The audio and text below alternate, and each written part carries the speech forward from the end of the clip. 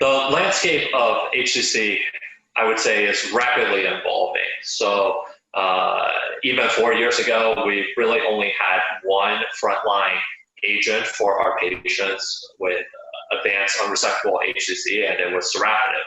And we went through multiple years where every single combination was tried to beat sorafenib, and nothing was able to beat sorafenib. And even initially with the immunotherapy agents, with single agent immunotherapy, while there was a trend towards a benefit with those single agent immune checkpoint inhibitors versus sorafenib, it was not statistically significant.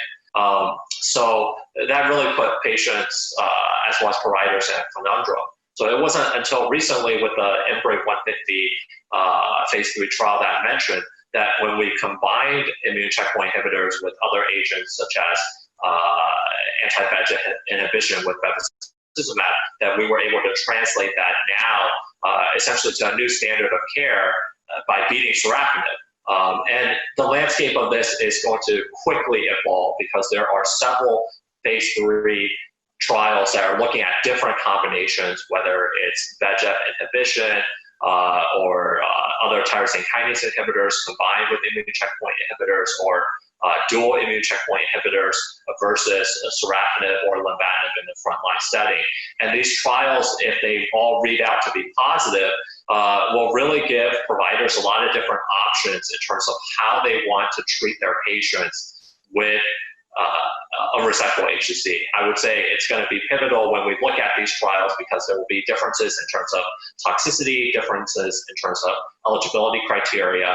And when we look at that, that might be able to give providers a hint in terms of how to think about ways to treat our patients with newly diagnosed unresectable HCC. I think the other question that comes up often now is, what do you do with sequencing of treatment?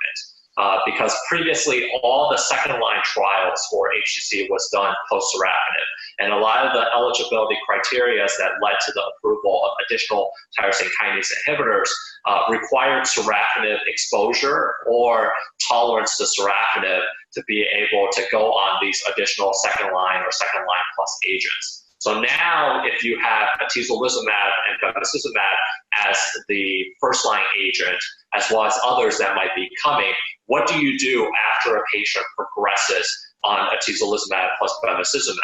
And I think there's a lot of different thoughts. One avenue is to just essentially start with atezolizumab plus bevacizumab as the first line, and then take all your prior lines and essentially sequence them right afterwards. So either sorafenib or lenvatinib, which were prior first-line agents, move them to second line, and then regorafenib, cabozantinib, or ramucirumab, move them to essentially third line.